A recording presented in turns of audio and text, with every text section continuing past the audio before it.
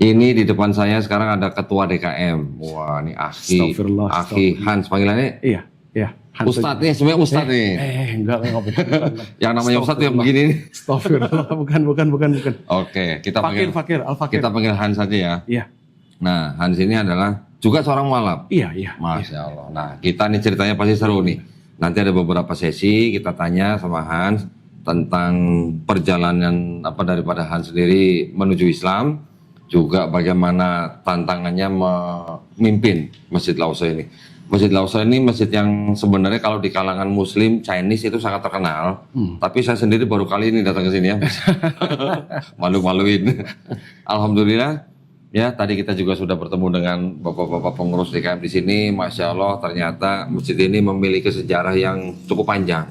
Ya, juga dari pendirinya Bapak Haji Abdul Karim Uy. Abdul Karim Uy, ya. Iya. Uy Cheng Hin. Ya.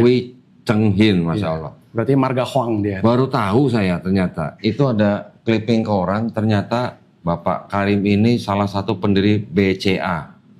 Betul kan? Betul. Setelah kemudian diambil oleh Pak Lim Swee Leong. Iya, betul. Waduh, gua dulu lama kerja sama Lim Swee Leong. Oh, kenal ya. Ya, begitulah. Ya, tapi kita nggak ngomongin itu ya. Kita sekarang ngomongin Hans. Wah, masa ngomongin Lim Swee Leong? Nah, Hans ini boleh cerita nggak aslinya mana? Kalau asli dalam artian kewarganegaraan, saya lahir di Jakarta. Dari Jakarta. Orang tua? Anak sumber waras. Oh, sumber waras, Grogol. Iya. Oh, anak Grogol rupanya. Iya. Dulu bercandanya gitu. Ini Tapi ini bukan anak waras. Gang Macan ya, bukan ya? Bukan Gang Macan. Bukan. Oh, bukan. Kalau itu macannya itu di tahun lahirnya. Oh, tahun lain. Lahirnya di tahun macan, tapi nggak di Bang Macan. Ya. Hans dari keluarga Iya. asli mana?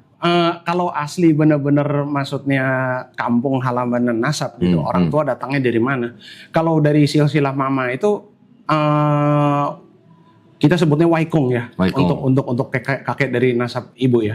Waikung itu orang provinsi Guangdong dari kota namanya Tabhu. Yang di situ provinsi Guangdong ya, kalau yang di kota itu dia nggak berbahasa Cantonese, dia Hakka jatuhnya. Oh, orang Ke. Ke ya. Iya. Papa dari Meisian, kalau kita sebut Moyan gitu.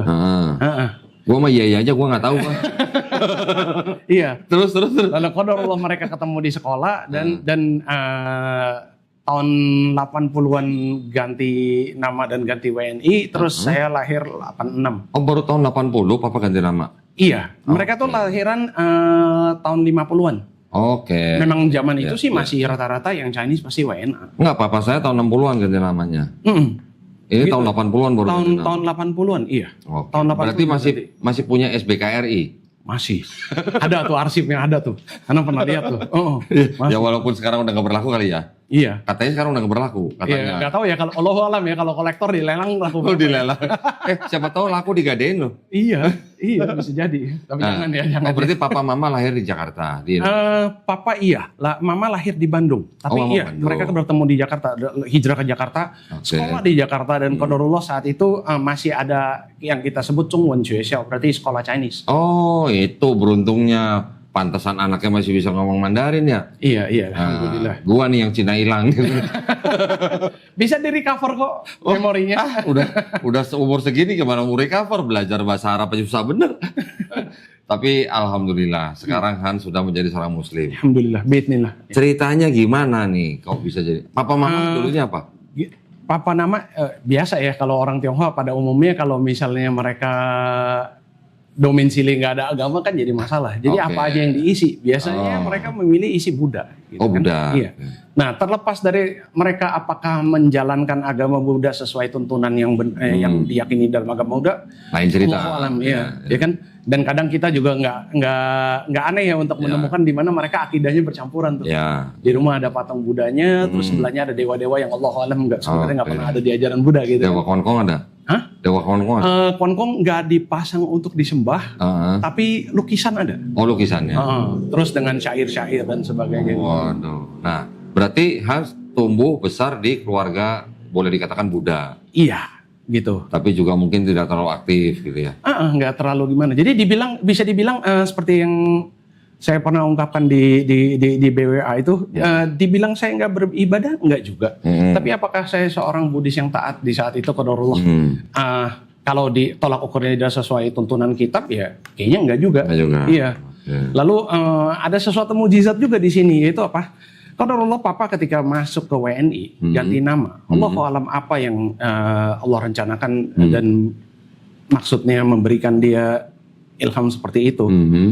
Bagaimana ceritanya seorang Tionghoa yang nggak ngerti bahasa Arab ketika memilih nama Indonesia dari sekian ratusan ribuan nama yang bisa dia pilih, subhanallah dia pilih untuk dirinya sendiri Yusuf Tajuddin.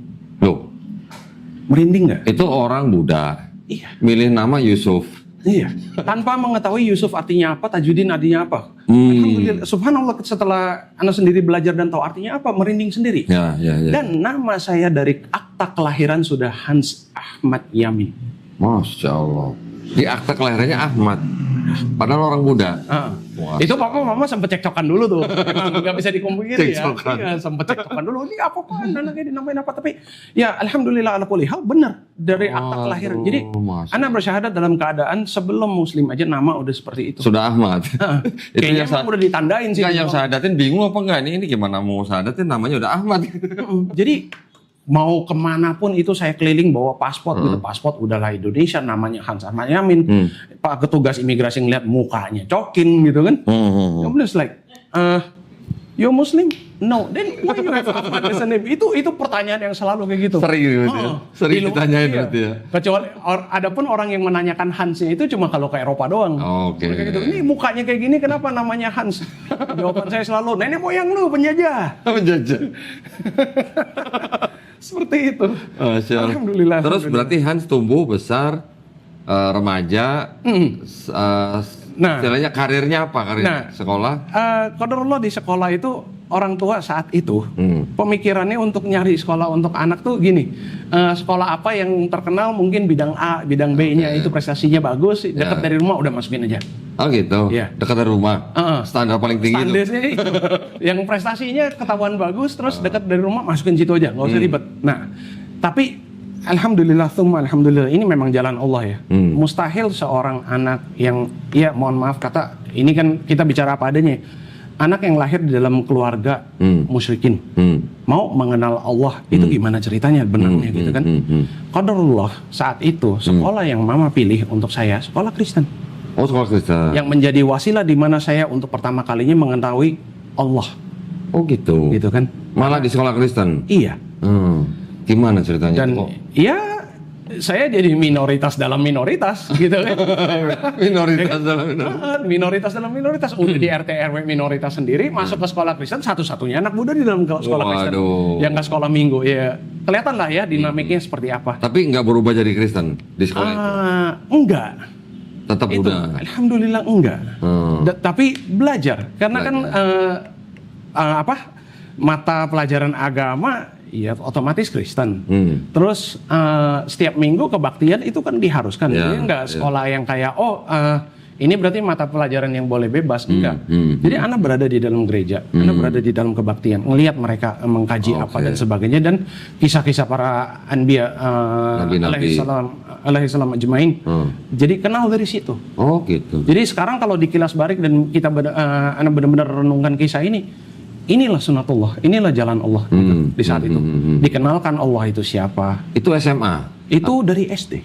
Dari TK SD. Bahkan. Buset. Iya, anak masuk ke sekolah itu TKB sampai qadarullah tahun 98 itu selesai Eptanas.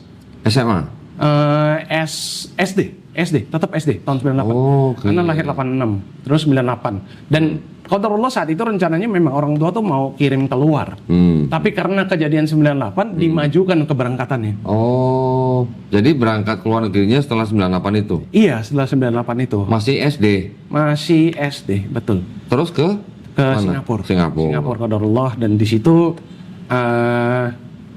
baru benar-benar terbuka wawasan gitu. Kalau bilang kita bermuamalah sama muslimin dulu di rumah RT RW sekeliling iya orang Islam semua.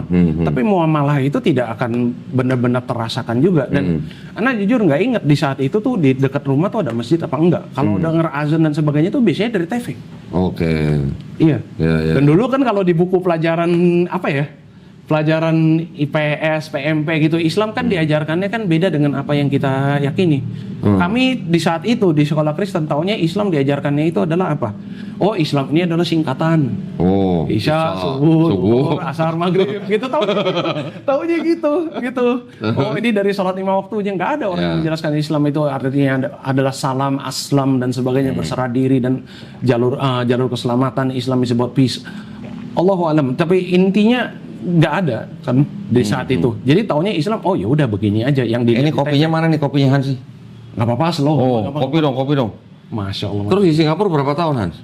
Di Singapura itu dari tahun 98 akhir sampai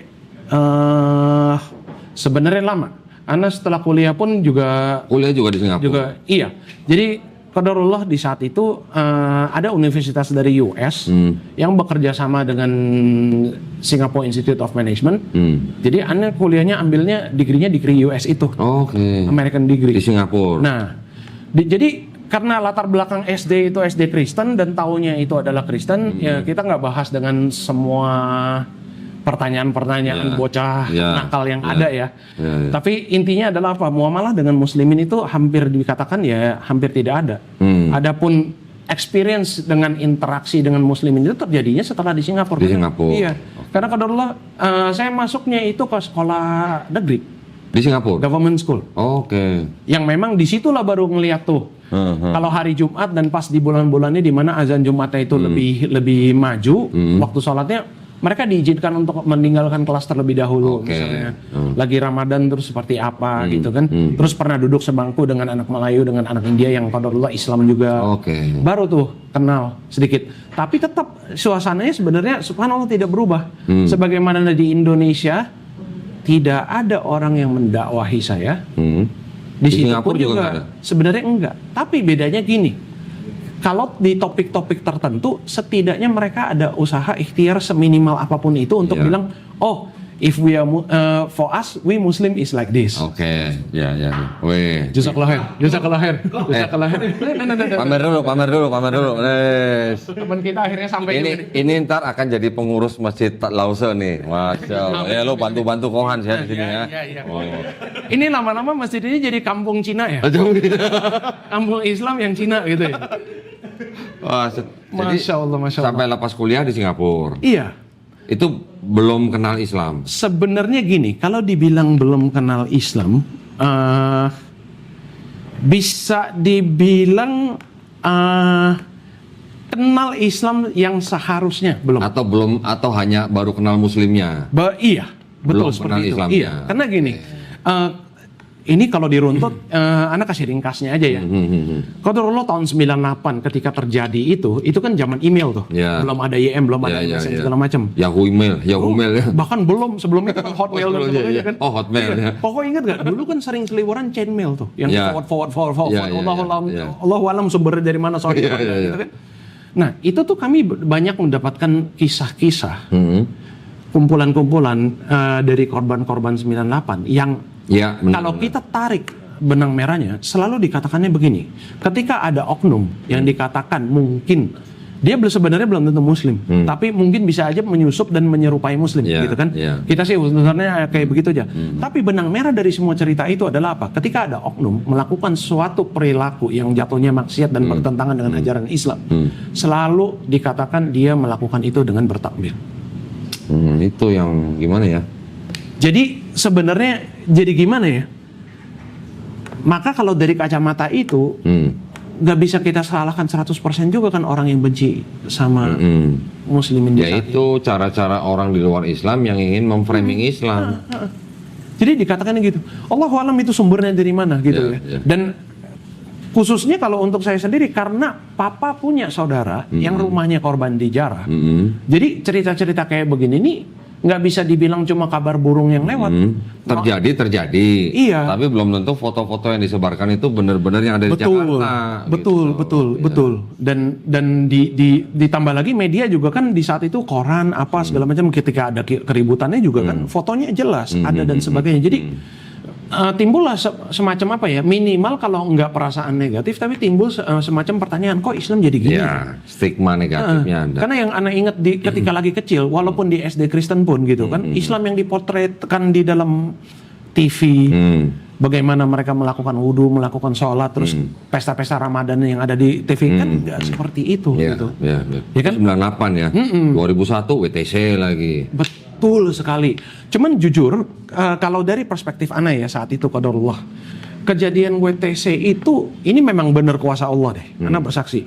Gini, WTC kejadian tahun 2001. Berarti saya saat itu udah kelas berapa? Kelas bisa dibilang mungkin SMP kelas 3, ya? 2, kelas 2 beranjak kelas 3 iya. Ya, Begitu. Nah, di situ tuh udah mulai pembagian mata pelajaran tuh. Alirannya masuknya ke sains ke apa segala macam. Nah, tapi ada IPS yang diwajibkan. Qadarullah saat itu pelajaran IPS kami memang bahasnya konflik dan teror. Oh gitu. Sehingga kami udah dibekali referensi dari sisi akademik yang cukup netral dan cukup objektif. Ketika ada orang mau memframing misalnya bilang, oh not all Muslims are terrorists but all terrorists are Muslim. Itu naluri kita sebagai bocah yang belajar. Itu bantahnya gini. Iya, tapi kejadian yang di Irlandia ketika ribut-ribut sama UK yang melakukan aksi teror kan yang Katolik. Iya. Itu gimana tuh? Nah, biasanya orang-orang yang berargumen seperti itu dengar bantahan kita diam. Ya. Jadi di semua agama itu pasti ada kelompok ekstremis. Betul, pasti betul, ada. betul. Dan di luar ekstremis itu juga sebenarnya agama itu pada titik awalnya pasti dianggap radikal kan, karena beda sendiri, memulai hal yang baru gitu kan. Sehingga ya kasarnya gini, Jenderal Sudirman kalau di mata orang Belanda saat itu dia teroris. Iya. Ya kan? Betul. Itu. Tinggal dari mana ngelihatnya Betul, gitu. betul. Nah, qadarullah kami di saat itu udahlah di dalam umur yang nggak terlalu care dengan beginian, ngelihat berita di TV juga ya paling notabene itu kayak gibah di kantin doang. Lu lihat nggak tuh TV kemarin ada berita begini gitu kan? Terus ditambah lagi bekal pengertian kayak begini, sehingga muamalah kami di saat itu selaku non muslim dan muslim sebenarnya nggak terlalu gimana-gimana. Allahu alam untuk orang-orang yang lebih dewasa di saat itu seperti apa, tapi experience-nya Anda sebenarnya nggak terlalu itu. Nah, tapi memang di satu sisi lagi nggak bisa dipungkiri bekas experience anak ketika lagi di sekolah Kristen itu memang ada bekas tertentu juga. Yaitu gimana?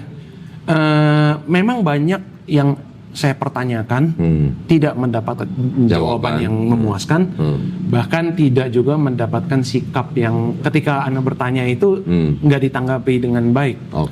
Lalu kesimpulannya selalu ya begini nih, anak kalau misalnya nggak dijamah sama Roh Kudus atau ya, rohnya roh jahat atau imani saja. Iya, jadi qadarullah ya udah minoritas dalam minoritas terus kafir pula gitu kan kalau di mata mereka kan gitu kan. Ya paling jawabannya kan imani saja. Padahal waktu itu kan belum ada imani ya. Betul, nggak begitu mereka jawab. Sekarang ada imani, ada flash gitu ya. Dan mereka di saat itu qadarullah jawabnya kalau nyambung. Tapi oke lah, whatever. Akhirnya siapa? Hans lulus kuliah di Singapura. Iya. Kembali ke Indonesia atau berkarir di Singapura? Enggak langsung berkarir di Singapura juga. Jadi gini, anak dari kecil udah diajarkan musik. Oh gitu. Iya. Tar dulu. Ini dengar-dengar nih dulu pesaingnya Ustadz dari Sulaiman katanya. Enggak. Dia senior. Senior. Dia senior. Oke. Saya belakangan. Sama-sama di jalur musik ya. Jadi qadarullah beliau udah hijrah duluan. Iya. Anda masih dalam lingkaran setan saat itu. Gitu. Yang lebih kelam lagi. Nah ini ada kisah tersendiri juga yang nggak bisa dicopot benang merahnya gitu. Karena subhanallah ketika saya di sekolah Kristen tidak mendapatkan semua yang saya perlukan itu, yakni jawaban-jawaban yang memuaskan dan sebagainya. Namanya orang punya pertanyaan nggak terjawab itu dia juga akan tetap menarik kesimpulan. Kesimpulan Anda saat itu qadarullah agak sedikit ekstrim. Gimana? Ekstrimnya gini, kalau ini dikatakan adalah kitab suci, tapi banyak yang ganjil seperti ini. Lalu orang yang konon seharusnya lebih tahu juga nggak bisa menjelaskan. Maka di mana kesucian itu? Tuhan pasti tidak ada. Oh, sampai ke situ. Langsung tariknya begitu. Oke. Jadi Anda langsung beranjak dewasa itu dengan akidah la ilaha, tidak ada Tuhan. Oke, ya baru separuh tuh ya. Iya. Masih setengah gitu. Walaupun itu ada kisah lanjutannya tuh nanti tuh. Nah, jadi qadarullah ketika ada 911 dan sebagainya, ya udah, saya memang ada di mindframe seperti itu yang nggak terlalu care dengan itu. Dan anak kalau udah masuk kuliah kan pasti lebih jauh lagi dari agama kan. Terus akhirnya berkarir musik di Singapura.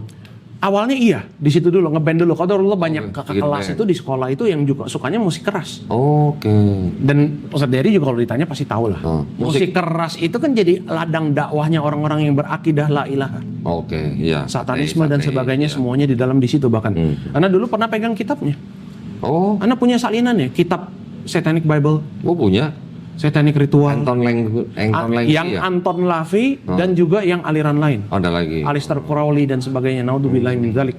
Jadi, tapi ini juga sebenarnya jalan Allah juga karena Anda pernah ada di situ dan ngelihat langsung tipu daya syaitan seperti apa. Maka kalau qadarullah ketika Allah mudahkan hidayah buat Anda, itu picture-nya langsung jadi clear Oke. di depan mata saya. Saya udah tahu. Bahkan saya pernah diganggu ketika lagi sholat. Langsung gitu. Langsung Terang-terangan gitu diganggunya. terang-terangan. Berani banget ya. Heeh. Jadi Anda pernah di satu saat di satu tempat mau sholat nggak ada sajadah, pakai ini, pakai apa? Pakai Koran atau apa? bukan koran, pakai towel. Oh, tahu. Iya, pakai towel. Bangun di rakaat kedua, bekas tempat di mana Anda bersujud. Ketika kita matanya tuju dan mau baca Al-Fatihah, itu berubah bentuk mukanya Baphomet. Bos. Di saat itu Anda senyum aja, udah tahu. Sepanjang Sepanjang saya masih kafir nggak pernah diganggu. Kenapa? Ngapain diganggu orang udah diganggu? Ntar dulu dong, itu kan cerita udah hijrah. Nah, di Singapura terus berapa lama terus kapan balik ke Indonesia? Gua pakainya runut itu bolak-balik, itu bolak-balik. Oh, bolak-balik. Itu bolak-balik. Karena urusan dengan musik dan sebagainya dan di saat itu Ana sedalam apa? Nggak cuma ngeband, nggak cuma rekaman, nggak cuma tur keliling dunia juga, udah mulai bikin konser juga. Saat itu. Di Singapura. Nah, tur sama band-band Eropa itu juga ada tur Indonesia kan. Jadi mulai kenal di Indonesia dan sebagainya. Awalnya itu balik itu ya bantuin orang tua ini dan itu sebagainya. Terus abis itu karena mereka tahu saya lulusan State University of New York dan belajarnya itu Bachelor of Arts in Communication. Mereka pengen saya dihadirkan sebagai narasumber qadarullah untuk sharing ilmu. Ngobrol-ngobrol aja gitu dengan anak-anak fakultas bahasa dan sebagainya. Itu titik awalnya Anda jadi asisten dosen. Oh, di Indonesia apa di Singapura? Di Indonesia. Di Singapura, di Indonesia. Fast forward itu jadi bolak-balik dan akhirnya makin serius ke situ. Dan masih dengan keyakinan la ilaha itu. Tapi jalan aja dan masih dengan musiknya juga. Masih dengan musiknya juga gitu kan. Mulai ada proyek-proyek dengan band-band Indonesia juga dan sebagainya. Nggak lama dari itu kan timbul masalah yang sebenarnya bukan masalah ya, tapi memang kejadian-kejadian yang ngangkat balik lagi nih isu Islam gitu kan. Di antaranya seperti bom Bali. Habis itu ada lagi isu 212 yang kemarin. Yang karena Anda masih bolak-balik Singapura, kalau lihat berita media dari luar, Anda ngelihat bagaimana mereka memberitakannya, gitu kan. Di saat itu kan banyak sekali diksi-diksi kata-kata itu kalau untuk digunakan untuk mendeskripsikan orang-orang yang ada di panggung 212 itu pasti digunakannya adjektifannya adalah Islamic hardliner. Seakan-akan Islam itu terkafling-kafling ada garis kelas, garis lembek dan sebagainya. Padahal ini kan satu umat aja. Yang fair itu kan mungkin dia adalah Muslim tapi mungkin tabiatnya lebih sedikit keras, gitu kan. Mungkin dia Muslim tapi tabiatnya mungkin lebih lembut. Kalau ini enggak, di framingnya seakan-akan Islam tuh ada yang liberal, moderat. Jadi inilah ya, upaya labeling ya. Dan ditambah lagi berita-berita di saat itu dicampur baur dengan berita-berita yang juga tercampur dengan oknum-oknum yang mensup di situ yang bikin kerusakan di samping-sampingnya. Padahal yang tahu mah 212-nya kan nggak apa-apa sebenarnya. Nggak ada rumput yang dirusak. Iya kan? Sampah juga bersih. Cuman memang kita nggak bisa tutup mata 100% juga. Tidak ada yang kecil-kecil yang di samping. Karena memang banyak tuh saat itu kan udah mulai ada Instagram juga dan sebagainya. Video-video taksi ditimpukin sama orang yang berjubah putih. Padahal dia belum tentu Muslim. Syekh Ali Jabir juga kan, beliau rahimahullah kan cerita tuh. Dia terkena ini kan, gas karena ada orang yang lempar duluan.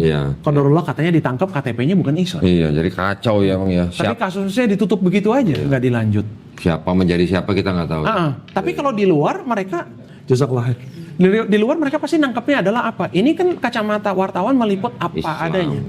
Maka dikait-kaitkan tuh ceritanya tuh biar bumbu-bumbunya sedap tuh untuk konsumsi kan. Lalu nggak lama dari itu 2018 yang di depan Tamrin ribut-ribut pilpres. Nah ini kan viralnya lebih viral lagi karena apa? Sampai ada video polisi yang teriak di tengah-tengah masa gitu kan. Kalian ini sebenarnya maunya apa? Yang sebelah sini teriaknya Allahu Akbar. Sebelah sini juga teriaknya Allahu Akbar. Kalian maunya apa? Kalian sadar nggak ini sebenarnya saudara apa sih yang kalian cari? Iya. Nah, bismillah. Alhamdulillah. Seperti yang Ana udah ceritakan di podcast sebelah. Di BWA ya. Jazakallah khair. Kawan-kawan di sana ya. Terus? Qadarullah di saat itu Allah udah mulai menggiring nih. Jadi begini, karena di saat itu sebenarnya lagi panas-panas ya. Seperti orang yang tadi kata Anda ceritakan, orang-orang yang di dalam musik keras itu banyak yang mendakwakan akidah la ilah, ya kan? Di antara dia langsung sono ke sembahan setan atau minimal dia ateis dulu dan bilang Tuhan itu nggak ada dan lihatlah kemunafikannya orang beragama dan sebagainya gitu kan. Ini kan pancingan untuk bahan ya, untuk nulis ya. Nah, baru Ana mau melakukan itu. Qadarullah di saat itu Ana punya satu kebiasaan buruk. Kalau ngecas HP itu selalu di pinggir, dekat casannya. Ana lupa mau ambil apa, berdiri, ketarik kabelnya. Terus? Copot. Itu HP dalam keadaan tidak terkunci ketika jatuh. Qadarullah terbukanya YouTube dan newsfeed depan. Nah, ini kenapa menjadi penting? Ada satu catatan samping. Selama itu Anda kalau buka YouTube itu nggak pernah langsung buka dari aplikasinya. Selalu dari Google Search. Saya masukin channelnya dulu, klik dari situ API buka. Baru. Biar algoritmanya nggak rusak masuk aneh-aneh. Qadarullah di saat itu kebukanya front newsfeed. Siapa? Kebukanya di laman depannya yang tercampur itu. Dan karena Anda ngambilnya begini dan dalam keadaan YouTube-nya terbuka dan tidak terkunci, itu qadarullah jempol kesentuh salah satu video. Video apa? Video kumpulan fatwa-fatwa beberapa para asatidz dari Indonesia dan juga dari luar. Seperti Ustadz Khalid Basalam, Ustadz Firanda, Ustadz Syafiq, ada Mufti Meng, Syekh Yusuf Estes dan sebagainya, yang dimana mereka dengan bahasa yang cukup lunak tapi tegas nadanya, mengatakan sejak kapan muslimin diajarkan untuk boleh beribut-ribut kayak begini? Antum semua mengaku bahwa antum adalah bagian dari umat Nabi Sallallahu Alaihi Wasallam. Nabi perang aja pohon nggak ada yang dihancurkan. Kalau kalian muslim berhadapan dengan muslim bisa sampai kerusakan kayak begini. Dari mana ini? Siapa yang ngajarin? Siapa yang ngajarin? Terus Mufti Meng juga ngomongnya sama segitu. You know, the Prophet peace be upon him has specifically shown us the way we should advise our leaders, and it's not by violence, it's not by gathering in huge amount and then creating all these destructive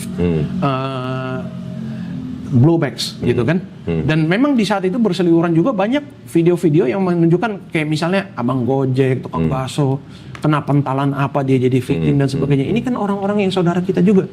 Ini di yaumil hisab tanggung jawabannya akan seperti apa gitu kan. Mereka bahasnya kurang lebih seperti itu.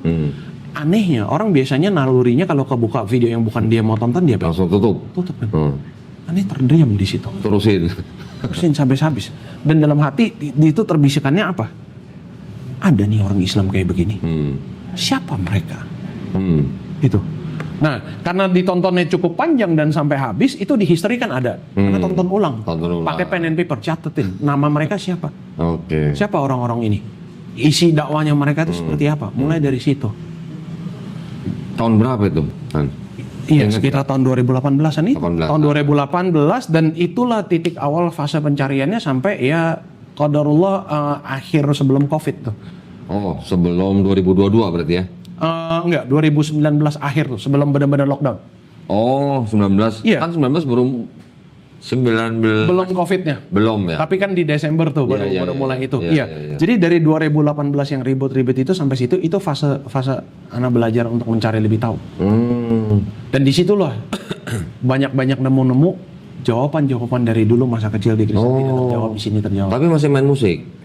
Masih saat itu. Masih saat itu. Itu langkah stepnya tuh. Nah, jadi Allah tuh selangkah demi selangkah itu membersihkan. Anak ada aja idenya. Contoh gini, anak qadarullah dulu pernah merokok dan berhenti merokoknya itu dipaksa sama Allah. Dipaksa. 2013 ingat nggak zaman Pak SBY itu pernah ada kebakaran hutan yang fatal banget sampai Singapura itu kena. Oh iya, yang protes-protes ya. Itu anak habis festival manggung di Bangkok. Terus? Rokok terakhir yang dikasih sama sanaan itu dari band yang dari Eropa lagi mau pulang perpisahan. Terus? Setelah itu pulang qadarullah di Singapura kabut itu besar dan itu udah lockdown. Makanya Singapura lockdown tuh cepet. Oke. Mereka tahun 2001 SARS udah lockdown. SARS Siaga satunya udah cepat. ingat SARS. Kabut itu lockdown lagi. Mereka sudah terbiasa dengan SOP-nya cepet. Ya, Itu ya. kita diperintahkan semuanya suruh ditutup, jendela nggak boleh dibuka 10 hari lebih. Karena memang nggak bisa dibuka jendelanya. Subhanallah, saat itu kalau misalnya jendela dibuka, itu asap masuk sedikit aja. Dalam nggak sampai 1 menit kita akan Batuk-batuk. susah. Di saat kayak begitu siapa yang kepikiran rokok? Tahu-tahu hari enggak, berarti Kododi perlu dikasih kondisi seperti itu. Enggak, tapi ingat saya dulu waktu SARS saya ke Singapura. Lewat lewat Batam ya, lewat Batam. Jadi itu pun juga hari di-scan. ke-11 baru sadar, gua 11 hari lu nggak ngerokok. Ternyata bisa ya.